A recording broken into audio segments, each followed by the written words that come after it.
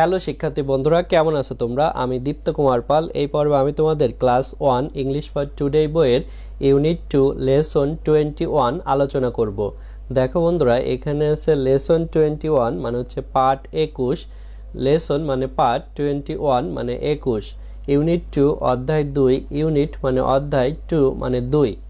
দেখো লেসন 21 এ আছে review of A Z Z, অর্থাৎ রিভিউ মানে হচ্ছে পর্যালোচনা করা। এই লেসনে এর আগে আমরা যে এ থেকে জেড পর্যন্ত লেটার বা অ্যালফাবেট শিখেছি সেগুলোই এখানে আমরা পর্যালোচনা করব বা নতুন করে শিখব।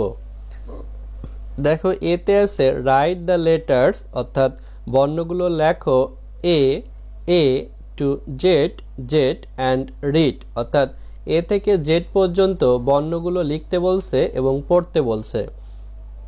রাইট লেখা, লেটার্স বর্ণগুলো, অ্যান্ড এবং রিড পড়া, অর্থাৎ এই ঘরগুলোতে স্মল এবং ক্যাপিটাল লেটারের এ থেকে জেড পর্যন্ত তোমরা লিখবে এবং সেগুলো পড়বে।